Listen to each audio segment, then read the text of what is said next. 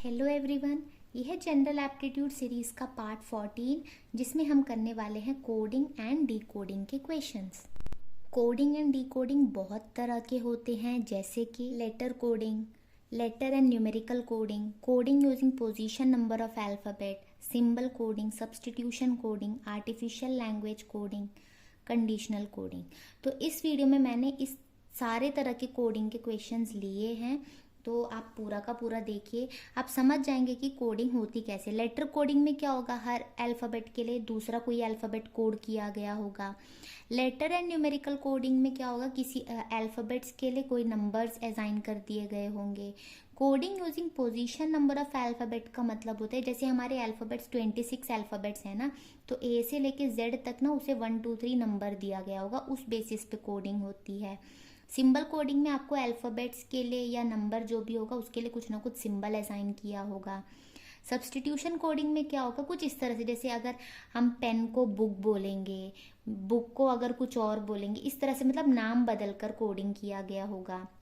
Artificial language coding में कुछ इस तरह से होगा कि कुछ वर्ड्स होंगे उनके लिए कुछ और ही लैंग्वेज में कोडिंग, ऐसे कुछ होगा। हम क्वेश्चन के थ्रू देखते हैं, समझा नहीं पा रही हूँ क्वेश्चन में आपको बता दूंगी। कंडीशनल कोडिंग में सिंपल कोडिंग की तरह ही होता है, बट उसमें कुछ कंडीशंस दे दिए गए होंगे। तो ये सारी तरह के क्वेश्चंस हम यहाँ पर कवर करेंगे। अबाउट 13-14 क्वेश्चंस है, आप पूरा देखिएगा ज़रूर। तो चलिए क्वेश्चन शुरू करते हैं। पहला क्वेश्चन है, ये लेटर कोडिंग का क्वेश्चन है।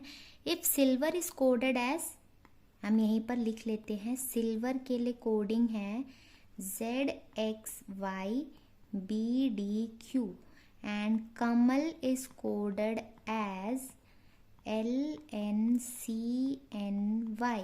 then what will be the code for विकास, हमें इसके लिए निकालना है।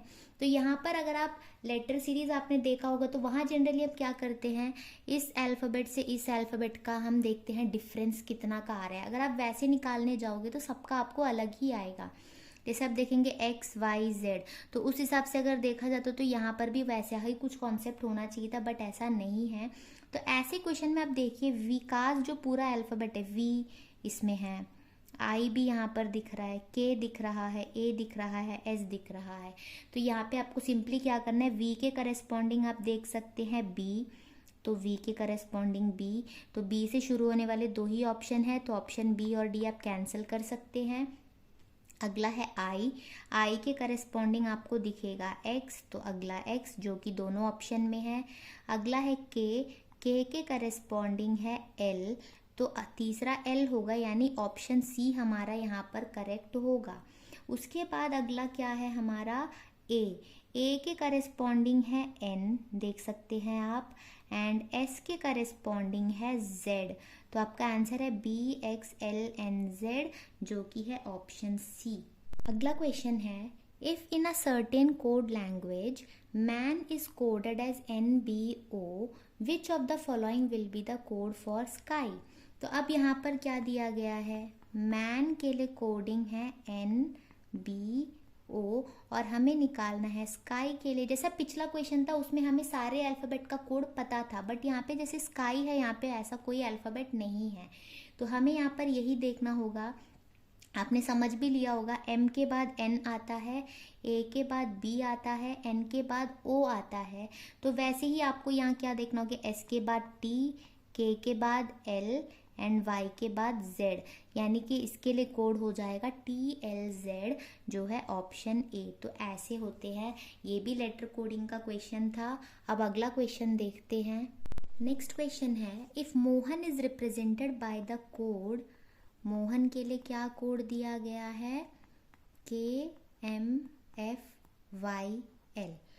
तो काउंट के लिए क्या कोड होगा ये हमें बताना है। तो जैसे आप देख सकते हैं यहाँ पर, जैसे फर्स्ट क्वेश्चन था ये वैसा बिल्कुल नहीं है, क्योंकि यहाँ पे हमें हर एक अल्फ़ाबेट का कोड दिख नहीं रहा है, तो हमें बस यही जानना होगा कि इसमें हमने क्या किया है वही हमें इसमें भी करना होगा।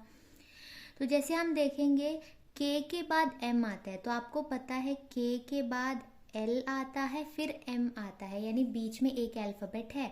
वैसे ही M के बाद N and then O, F के बाद G फिर H आता है, Y के बाद Z आता है, फिर दोबारा घूमकर A से शुरू होता है, L के बाद M आता है, फिर N आता है, यानी कि यहाँ पर जो भी दिया गया है उससे एक लेटर छोड़कर उससे पिछला वाला लेटर उसके कोड में यूज़ किया गया है।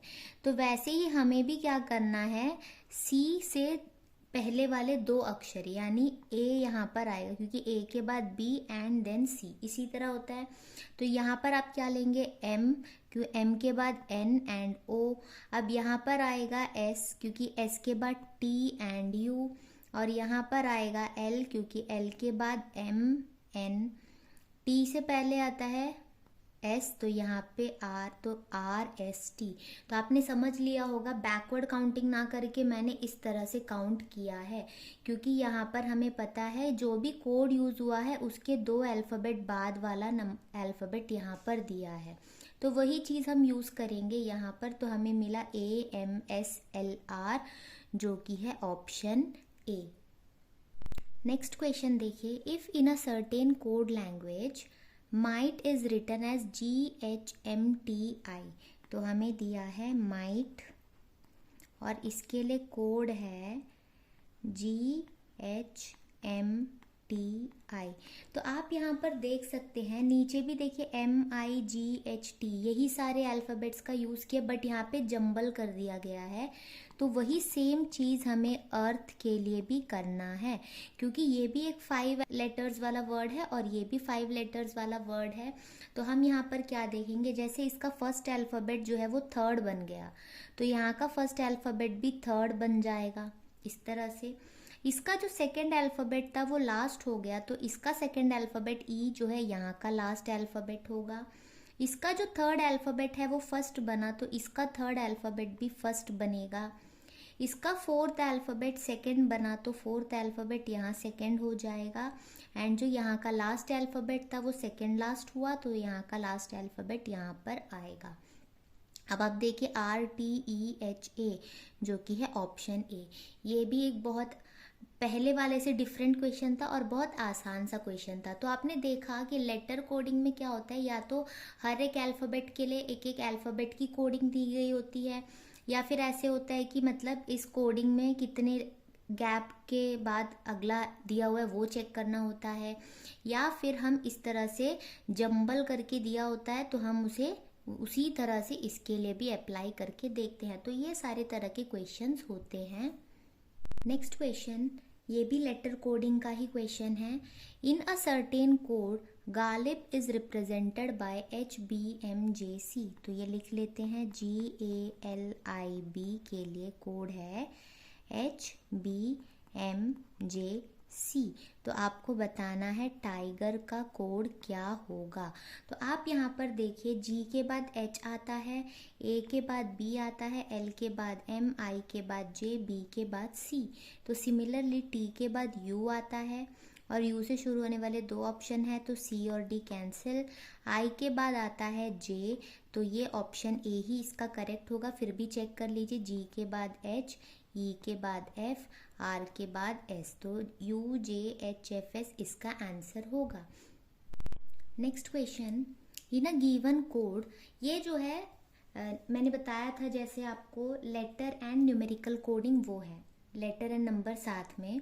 तो जैसे बोला है, सिस्टर के लिए कोडिंग दी गई है 53530 यानी हर अल्फ़ाबेट के लिए एक एक नंबर दिया है। वैसे ही अंकल के लिए कोडिंग है 84670 एंड बॉय के लिए कोडिंग है 129। तो आपको बताना है रस्टिक का कोडिंग क्या होगा। तो जो नंबर एंड अल्फ़ाबेट दोनों साथ में होते हैं ना, वो बहुत सिंपल होता है। जैसे आपको यहाँ पर दिखे S के लिए 5 है, यहाँ पर भी S के लिए 5 है, I के लिए 3 है, वैसे ही आपको देखना होगा। तो R दिख रहा है, तो R यहाँ पर है, जिसके लिए कोडिंग 1 दी गई है, तो R के लिए 1 होगा, यानी शुरू 1 से ही होगा। तो आपका ऑप्शन B ही करेक्ट होगा। फिर भी अब बाकी भी देख लीजिए। U के लिए देखिए, U के लिए 8 दिया गया है, S के लिए आप देखिए 5 दिया गया है, T यहाँ पर है जिसके लिए 3 दिया गया है, I के लिए दिया गया है 3 एंड सी के लिए दिया गया है 6। अब आप चेक करिए 185336 वही है इसका आंसर।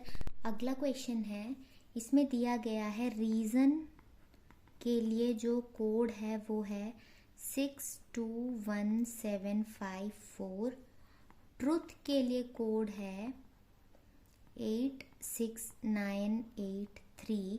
तो इसका मतलब है हर अल्फ़ाबेट का एक एक न्यूमेरिकल कोड है। तो आपको किसके लिए बताना है? ट्रेजन के लिए आपको बताना है।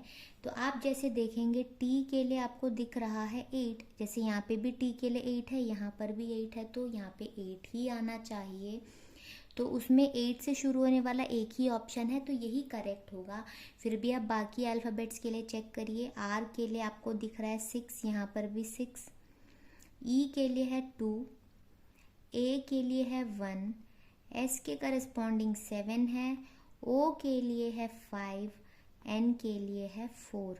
तो 862175 वही आपने टिक लगाया है। तो ये लेटर एंड न्यूमेरिकल कोडिंग बहुत आसान होता है। हर अल्फ़ाबेट के लिए जो नंबर दिया होता है वही उसके करस्पॉन्डिंग होता है, उसे देखकर ही आपको जो पूछा गया उसका नंबर भी असाइन करना होता है। अब ये क्वेश्चन देखिए, in a certain code language word is coded as 2315184। यहाँ पे अब ध्यान देना है 4 अल्फ़ाबेट्स बट नंबर है हमारे पास 7 डिजिट्स के। तो ये वाला जो है, जैसे हमने पिछला वाला क्वेश्चन किया था ना लेटर एंड न्यूमेरिकल वाला, उसमें और इसमें यही फ़र्क होता है। वहाँ पर हर अल्फ़ाबेट के लिए एक नंबर असाइन किया जाता है, और यहाँ पर क्या है कि जो वर्ड्स जितने हैं हमारे पास, जैसे 4 अल्फ़ाबेट्स है बट नंबर्स उससे ज़्यादा है, ये उस वाले पे आ जाता है कि अल्फ़ाबेट के पोजीशन के बेसिस पे नंबर। तो यहाँ पे आपको करना ये होगा ABCD पूरा Z तक आपको पता होना चाहिए, 1 2 3 4 ऐसे। तो पहले मैं आपके लिए वो लिख लेती हूँ, उसके बाद हम इसका कोडिंग देखते हैं। तो मैंने A to Z पूरा अल्फ़ाबेट लिख दिया है और नंबर भी 1 से लेके 26 तक लिख लिया है। तो आप चेक करने के लिए ये भी देख सकते हैं, जैसे आपको दिया हुआ है वर्ड, तो उसके लिए आपको पता है WOR एंड D। तो W का 23 देखिए, O का 15, R के लिए 18 एंड D के लिए 4, इस तरह से है। तो ये तो क्लियर हो गया कि ये नंबर जो है पोजीशन के बेसिस पे दिया गया है। तो उसी तरह से हम देखते हैं S के लिए क्या है 19, तो 19, तो वो तो हमें ऑप्शन 1 में दिख रहा है, 2 3 में तो है नहीं। तो आगे चेक करते क्योंकि नन ऑफ दीज का भी ऑप्शन दिया गया है। अगला है I के लिए है 9, अगला 9 सही है। M के लिए हमारा कोड है 13, तो आगे 13 भी है। P के लिए हमारे पास है 16, तो आगे 16। L के लिए है हमारे पास 12 यहाँ भी है, और E के लिए है 5, तो वो हो गया। तो यानी उसी तरह से जो है हमें ऑप्शन A दिख रहा है। तो ये होता है हमारा पोजीशन के बेसिस पे नंबर।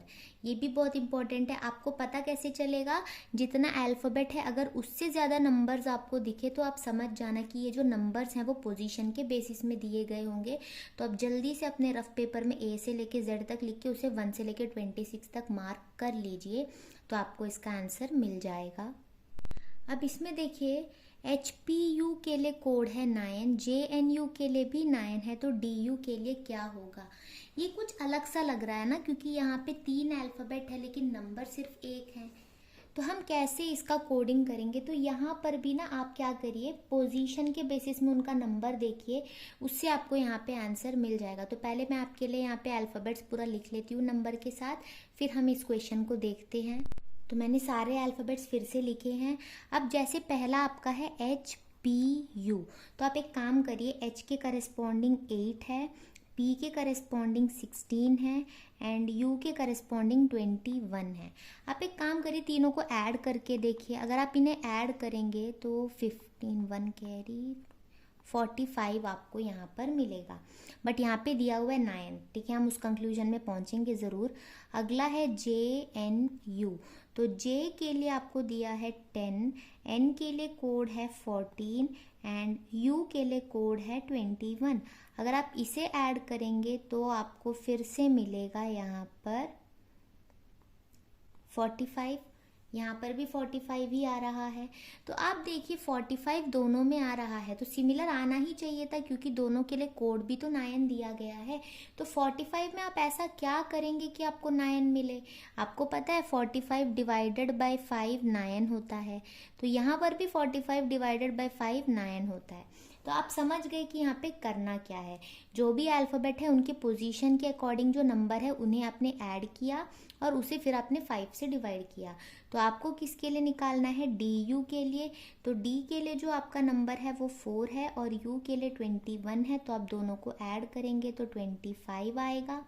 ऐड करने के बाद जैसा आपने यहाँ पर 5 से डिवाइड किया, इसे भी 5 से डिवाइड करेंगे। 25 डिवाइडेड बाय 5 आपको मिलेगा 5, यानी कि इसका आंसर होगा 5। तो पोजीशन के बेसिस में जो नंबर होता है उसमें ऐसे भी क्वेश्चंस आते हैं, ये भी बहुत इम्पॉर्टेंट है। ये क्वेश्चन जो है सिंबल कोडिंग का है, जिसमें बोला है in a certain code language gone is written as, ये उसका कोड है। तो हम यहाँ लिख लेते हैं GONE। इसके लिए दिया गया है 5% टू हैशटैग। उसके बाद दिया गया है मेडल। तो मेडल के लिए जो सिंबल दिया है वो है 4 हैशटैग 3, फिर ये सिंबल एंड @ और आपको निकालना है गोल्ड के लिए। तो आप देखेंगे इसमें जो भी अल्फ़ाबेट की करस्पॉन्डिंग सिंबल है वही आपको यूज़ करना है। तो G के लिए आप देखेंगे 5, O के लिए दिया हुआ है %, उसके बाद L के लिए है @ और D के लिए दिया गया है 3। तो 5% @ 3, यानी ऑप्शन बी इसका करेक्ट होगा। ये सब बहुत ही आसान है, आपको सिर्फ सिंबल देखकर लिख लेना है। अगला क्वेश्चन है, ये सब्स्टिट्यूशन कोडिंग का क्वेश्चन है, जिसमें बोला है if book is coded as pencil, यानी बुक को हम पेंसिल कहेंगे, pencil is coded as mirror, mirror is coded as book, then what is useful to write on a paper.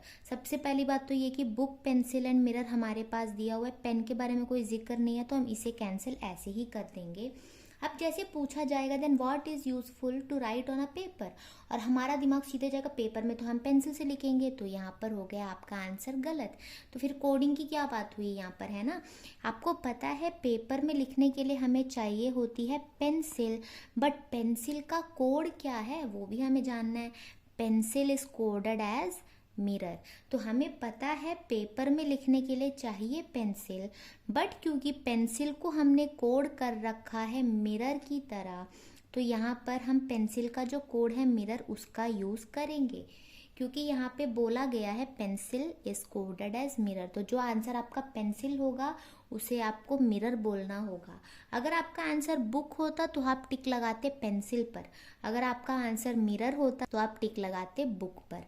तो ये होता है सब्स्टिट्यूशन कोडिंग, यानी जो आंसर है आपका उसके लिए जो सब्स्टिट्यूशन वर्ड यूज़ किया गया वो आपको यहाँ पर टिक लगाना है। ये जो क्वेश्चन है ये आर्टिफिशियल लैंग्वेज कोडिंग है, यानी कि इसमें जैसे बोला है he is great is written as का पा रा, यानी कुछ आर्टिफिशियल लैंग्वेज का यूज़ कर दिया गया। तो आप यहाँ पर लिख लेंगे ही इज़ ग्रेट के लिए आपका जो है कुछ चाइनीज़ सा लग रहा है, का पा रा, और बोला गया है इज़ राम हंग्री, इसके लिए जो कोड है वो है ना सा का। ठीक है, तो आप देख सकते हैं जैसे ये 3 वर्ड्स का सेंटेंस है और ये भी 3 वर्ड्स का सेंटेंस है, यहाँ पर भी 3-3 आपको कोड्स जैसे दिए गए हैं। आपको पूछा गया है ईज के लिए क्या कोड होगा, तो आप देख सकते हैं ईज जो है दोनों ही सेंटेंस में कॉमन है। तो आप थोड़ा सा सेंस लगाएंगे तो आपको ये पता चलेगा कि जब दोनों में ईज कॉमन है तो कुछ ऐसा यहाँ पे आपको सिंबल दिखेगा जो दोनों में कॉमन होगा, जो कि है का। इसमें भी है और इसमें भी है, जो कि पा और रा इसमें नहीं है, ना और सा इसमें नहीं है। तो क्योंकि जब ईज दोनों में कॉमन है तो कुछ कोड दोनों के लिए कॉमन होगा, वही इसका आंसर होगा। तो का जो है दोनों में है, यानी ईज के लिए जो कोड यूज हो रहा है वो है का। तो ऐसे आते हैं आर्टिफिशियल लैंग्वेज की कोडिंग। देखिए अगला क्वेश्चन, ये भी आर्टिफिशियल लैंग्वेज कोडिंग है। In a code language 6:45 means day is warm, यानी मैं लिख लेती हूँ डे इज़ वार्म, इसके लिए है 6:45। अगला है 42 मीन्स वार्म स्प्रिंग, तो हम देखेंगे वार्म स्प्रिंग का मतलब है 42। फिर अगला है spring is Sunny, spring is Sunny, इसके लिए दिया हुआ है 6:32। हमें बताना है सनी के लिए कौन सा डिजिट यूज़ हुआ है। तो सनी जो है वो कहाँ पर सिर्फ इसमें आ रहा है, वो किसी के साथ कॉमन नहीं है। तो सबसे पहले हम ये देखते हैं कि वाम जो है इसमें भी आ रहा है और इसमें भी आ रहा है। तो दोनों में जो कॉमन नंबर है, दोनों में आप देखेंगे कॉमन नंबर है 4, तो 4 स्टैंड्स फॉर वाम, ये आप क्लियर कर लेंगे। तो 4 को आप काट दीजिए। उसके बाद आप देखिए इन दोनों में ईज कॉमन है, ईज इसमें भी है और इसमें भी है, तो इन दोनों में कॉमन डिजिट आपको क्या दिख रहा है 6, इसका मतलब है 6 स्टैंड्स फॉर इज, तो 6 को भी आप काट दीजिए। अब उसके बाद देखिए इसमें स्प्रिंग दिख रहा है आपको और इसमें भी स्प्रिंग दिख रहा है, यानी इन दोनों में कॉमन क्या है 2, तो 2 स्टैंड्स फॉर स्प्रिंग, इस तरह से आप देख सकते हैं। तो 2 भी आप काट दीजिए। तो आपको क्या पता लगाना था सनी, तो आप देखिए ये जो सनी है, सनी के लिए क्या बचा यहाँ पर 3 सिर्फ बचा है, तो सनी के लिए जो डिजिट यूज़ हुआ है वो है 3। आसान है बहुत, लेकिन आप ऐसे ही सोच के करेंगे तो कंफ्यूज हो जाओगे। तो यहाँ पर आपको प्रॉपरली हर एक सेंटेंस में क्या कॉमन है उसके अकॉर्डिंग कौन सा नंबर आपको कॉमन दिख रहा है उस हिसाब से आप करेंगे तो आपको आंसर मिल जाएगा। ये है कंडीशनल कोडिंग का क्वेश्चन। तो यहाँ पर मैंने ना स्टार्टिंग का थोड़ा पोर्शन नहीं लिखा है, वो मैं आपको पढ़कर सुना देती हूँ। इसमें बोला है in the question below is given a group of numbers followed by 4 combination of letters या symbols, you have to find out, यानी आपको यहाँ पे दिया है ना 4 सिम्बल्स दिए गए हैं, you have to find out which of the combinations correctly represent the group of numbers based on the following coding system, ये है coding system, and the conditions that follow and mark your answers accordingly। आपको condition भी दी गई है, तो आप condition बाद में देखते हैं, पहले जो हमारे डिजिट्स और उसके जो कोड है उसके अकॉर्डिंग देखते हैं। आपको क्या नंबर दिया गया है 764981, तो 7 के लिए है A, 6 के लिए दिया गया है परसेंटेज, 4 के लिए दिया गया है M, 9 के लिए दिया गया है L, 8 के लिए दिया गया है ये S वाला मार्क, और ये 1 के लिए है @ ये दिया गया है। अब बहुत लोग क्या करेंगे, ये पहले वाले से मिल रहा है तो इसे टिक लगा लेंगे, बट यहाँ पे क्योंकि कंडीशन भी है तो हमें कंडीशन भी पढ़कर देखनी है। तो इस नंबर के पहले अपने कोडिंग तो कर ली, बट कंडीशन देखो, if A number begins and ends with a non zero odd digit, अगर वो नंबर शुरू और एंड हो रहा है एक नॉन ज़ीरो ऑड डिजिट से, तो हमें जो दिया गया देखते हैं क्या इसमें आ रहा है, शुरू और एंड जो हो रहा है वो 7 और 1, यानी कि ये ऑड डिजिट है, यानी वो इस कंडीशन को सेटिस्फाई करता है। तो हमें क्या करना है, then the first and the last digit are to be coded as y and hashtag respectively. अगर ऐसा है तो फर्स्ट एंड लास्ट वाले y और हैशटैग होने चाहिए। तो पहला A की जगह हम y कर देंगे और लास्ट में जो @ था उसकी जगह हैशटैग वाला सिंबल लगाएंगे। तो बीच में ये परसेंटेज M L और ये एज इट इज़ रहेगा। तो अब आप बताइए कौन सा ऑप्शन इसका आपको सही लग रहा है, वो है ऑप्शन सी। इसलिए इसे कंडीशनल कोडिंग कहते हैं, क्योंकि नॉर्मली इसे देखकर जो हम कोडिंग करते हैं वो भी हमें ऑप्शन में दिया है, बट क्योंकि यहाँ पे कंडीशन दी गई है, उस कंडीशन को सेटिस्फाई करते हुए हमें क्या करना था, फर्स्ट वाला डिजिट को हमें y और लास्ट वाले को हैशटैग से चेंज करना था, तो उसके अकॉर्डिंग हमारा आंसर हो जाएगा ऑप्शन सी। तो इसके साथ हमारे कोडिंग एंड डिकोडिंग के क्वेश्चंस कंप्लीट होते हैं। अगर और क्वेश्चंस मुझे मिलेंगे बाद में किसी पार्ट में उसे भी करवाऊंगी। अब तक के लिए इतने क्वेश्चंस काफ़ी हैं। तो अगर आपने मेरी पहले वाली वीडियोस नहीं देखी है तो आपको सारे वीडियोस का लिंक डिस्क्रिप्शन में मिल जाएगा, पूरे प्लेलिस्ट का लिंक मिल जाएगा, वहाँ से आप चेक कर सकते हैं। और आने वाली वीडियोस को देखने के लिए चैनल को सब्सक्राइब करिए और बेल आइकन को ज़रूर क्लिक करिए। वीडियोस अच्छी लगे तो अपने दोस्तों तक भी ज़रूर पहुँचाना। Thanks for watching.